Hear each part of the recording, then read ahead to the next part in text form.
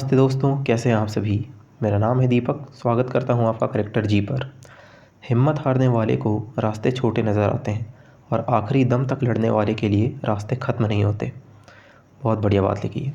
तो चलिए इसी कोट के साथ शुरू करते हैं आज की क्लास। आज है 3 मार्च 2023। तो देखते हैं कुछ महत्वपूर्ण करंट अफेयर्स। क्लास शुरू करने के पहले हो सकता है आप लोगों को मेरी आवाज़ थोड़ी सी क्लियर ना लगे, क्योंकि मुझे थोड़ी सर्दी है तो और आवाज़ भी थोड़ी भारी हो गई है, तो थोड़ा सा मैनेज करिएगा प्लीज़। चलिए बढ़ते हैं। पहला प्रश्न है, हाल ही में 1 मार्च को कौन सा दिवस मनाया गया। ऑप्शंस हैं अंतर्राष्ट्रीय महिला दिवस, शून्य भेदभाव दिवस, अंतर्राष्ट्रीय वन दिवस, विश्व जल दिवस। तो इसका आंसर है शून्य भेदभाव दिवस। इस दिवस को मनाए जाने की शुरुआत 2014 में हुई थी। तभी से लगातार इस दिवस को प्रतिवर्ष 1 मार्च को मनाया जाता है। इसका कारण क्या है इस दिवस को मनाने का? भेदभाव को खत्म कर एकजुट समाज की स्थापना करना इसका उद्देश्य है। इस दिवस को मनाने का उद्देश्य है। इस दिवस के माध्यम से समाज में किसी भी प्रकार के भेदभाव को खत्म करना है और लोगों में इसके प्रति जागरूकता पैदा करनी है, ताकि उनके सामने किसी भी व्यक्ति से हो रहे भेदभाव के खिलाफ वो आवाज़ उठा सकें। और ऑप्शंस देखते हैं। अंतर्राष्ट्रीय महिला दिवस ये कब मनाया जाता है? ये मनाया जाता है 8 मार्च को। शून्य भेदभाव दिवस ये तो हम लोगों ने देख लिया 1 मार्च को। अंतर्राष्ट्रीय वन दिवस ये मनाया जाता है 21 मार्च को। और विश्व जल दिवस ये मनाया जाता है 22 मार्च को। ठीक है, चलिए आगे देखते हैं। अगला प्रश्न है, PIB प्रेस इन्फॉर्मेशन ब्यूरो, जिस हिंदी में कहते हैं पत्र सूचना कार्यालय के महानिदेशक कौन नियुक्त किए गए हैं। ऑप्शंस हैं राजेश मल्होत्रा, सत्येंद्र प्रकाश, राजीव कुमार, BVR सुब्रमण्यम।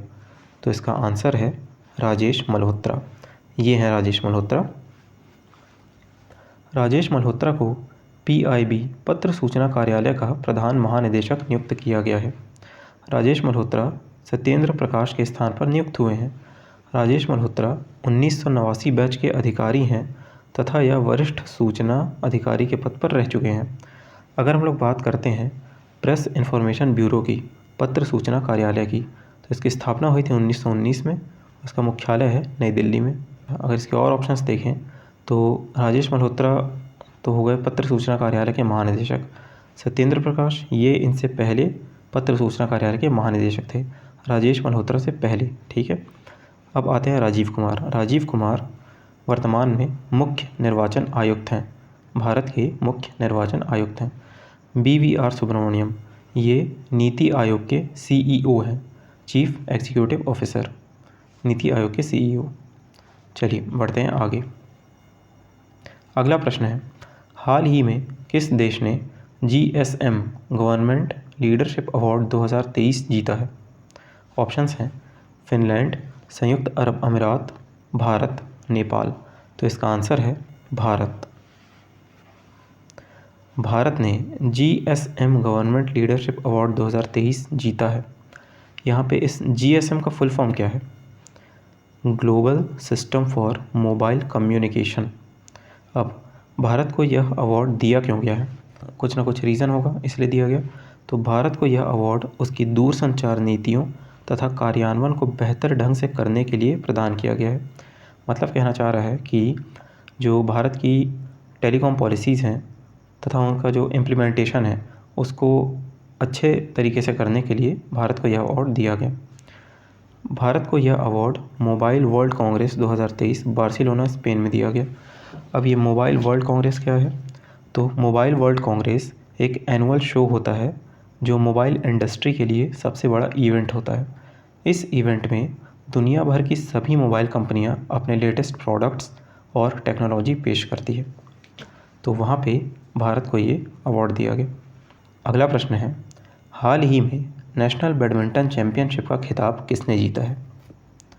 राष्ट्रीय बैडमिंटन चैंपियनशिप का खिताब किसने जीता है? ऑप्शंस हैं अनुपमा उपाध्याय, आकर्षि कश्यप, ईरा शर्मा, मालविका बंसोड़। तो इसका आंसर है अनुपमा उपाध्याय। ये हैं अनुपमा उपाध्याय। अनुपमा उपाध्याय के द्वारा नेशनल बैडमिंटन चैंपियनशिप का एकल खिताब जीता गया। अनुपमा उपाध्याय के द्वारा। अनुपमा उपाध्याय ने फाइनल में आकर्षि कश्यप को हराया।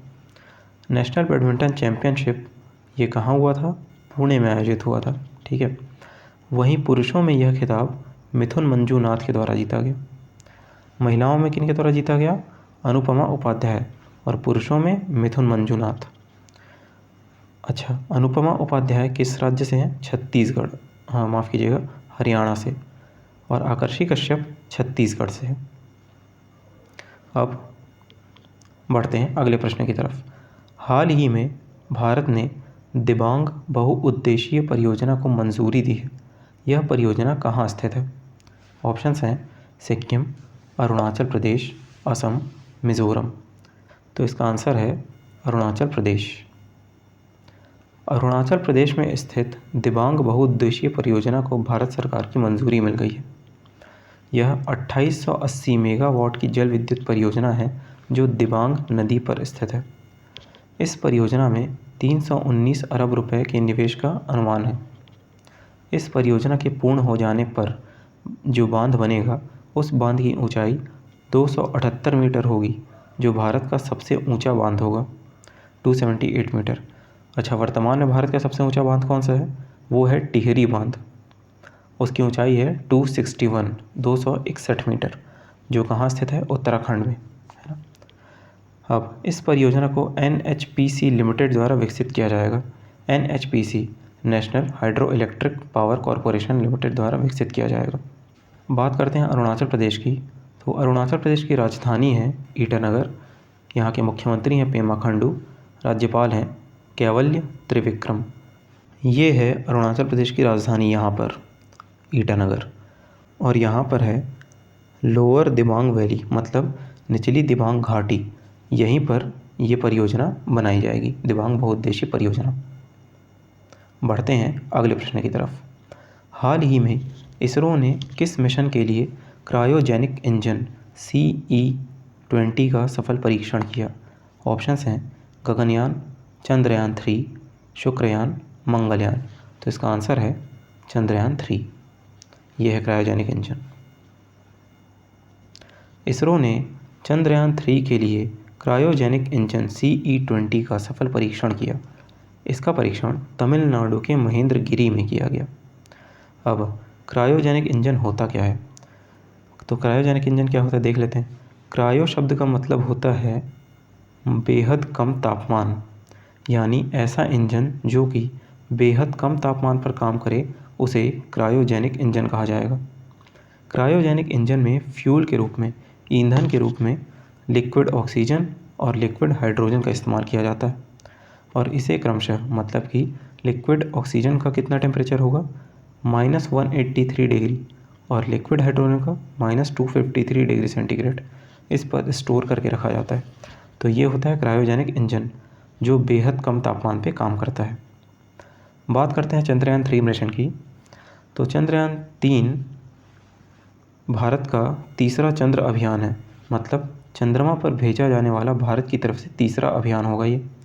इसे आंध्र प्रदेश के श्रीहरिकोटा से प्रक्षेपित किया जाएगा, Satish Dhawan space research centre से।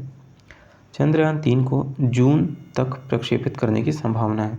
और चंद्रयान 3 को भेजा किससे जाएगा? LVM-3। अब बात करते हैं इसरो की। इसरो का फुल फॉर्म है इंडियन स्पेस रिसर्च ऑर्गेनाइजेशन, जिसको हिंदी में कहते हैं भारतीय अंतरिक्ष अनुसंधान संगठन। इसकी स्थापना हुई थी 15 अगस्त 1969 को। इसके अध्यक्ष हैं वर्तमान में S सोमनाथ। बढ़ते हैं अगले प्रश्न की तरफ। हाल ही में किस राज्य में 1300 साल पुराने बौद्ध स्तूप मठ की खोज की गई है? ऑप्शंस हैं बिहार, उड़ीसा, झारखंड, मध्य प्रदेश। तो इसका आंसर है उड़ीसा। ASI यानी आर्कियोलॉजिकल सर्वे ऑफ इंडिया के द्वारा उड़ीसा के जाजपुर ज़िले में 1300 साल पुराने बौद्ध स्तूप को खोजा गया स्तूप 7वीं या 8वीं शताब्दी का हो सकता है, और यह स्तूप 4.5 मीटर लंबा है। अगर बात करें उड़ीसा की, तो उड़ीसा की राजधानी है भुवनेश्वर। यहाँ के मुख्यमंत्री हैं नवीन पटनायक। यहाँ के राज्यपाल है गणेशी लाल। बात की जाए ASI की, यानी कि आर्कियोलॉजिकल सर्वे ऑफ इंडिया, जिसे हिंदी में कहा जाता है भारतीय पुरातत्व सर्वेक्षण। इसकी स्थापना हुई थी 1861 में। स्थापना की गई थी अलेक्जेंडर कनिंघम के द्वारा। इसका मुख्यालय है नई दिल्ली में। तथा आर्कियोलॉजिकल सर्वे ऑफ इंडिया का कार्य क्या है? तो इसका प्रमुख कार्य राष्ट्रीय महत्व के प्राचीन स्मारकों तथा पुरातात्वीय स्थलों और अवशेषों का रखरखाव करना है। चलिए बढ़ते हैं अगले प्रश्न की तरफ। बोला टिनुबू किस देश के नवनियुक्त राष्ट्रपति बने हैं? ऑप्शंस हैं नाइजीरिया, दक्षिण अफ्रीका, इथियोपिया, मोजाम्बिक। तो आंसर है नाइजीरिया। ये है बोला टिनुबू। हाल ही में नाइजीरिया के नवनियुक्त राष्ट्रपति बोला टिनुबू बने हैं। ये किस पार्टी से संबंधित हैं? ऑल प्रोग्रेसिव कांग्रेस पार्टी से। बात करें नाइजीरिया की, तो नाइजीरिया की राजधानी है अबूजा। क्या है नाइजीरिया की राजधानी? अबूजा। अगला प्रश्न है, देश के किस राज्य में ग्लोबल रिस्पॉन्सिबल टूरिज्म समिट 2023 का आयोजन किया गया? ऑप्शंस हैं राजस्थान, केरल, गुजरात, पश्चिम बंगाल। तो इसका आंसर है केरल। केरल में ग्लोबल रिस्पॉन्सिबल टूरिज्म समिट का आयोजन किया गया। ये कितने दिन का था? 4 दिन का। 4 दिवसीय वैश्विक जिम्मेदार पर्यटन रिस्पॉन्सिबल टूरिज्म शिखर सम्मेलन की मेज़बानी केरल के द्वारा की गई। इसका मुख्य उद्देश्य क्या था? पर्यटन को बढ़ावा देना। बात की जाए केरल की, तो केरल की राजधानी है तिरुवनंतपुरम। मुख्यमंत्री है यहाँ के पिनाराई विजयन। राज्यपाल हैं आरिफ मोहम्मद खान। और केरल में भाषा इस्तेमाल की जाती है मलयालम। तो थैंक यू। आज की क्लास में बस इतना ही। मिलते हैं नेक्स्ट वीडियो में। Thanks for watching it.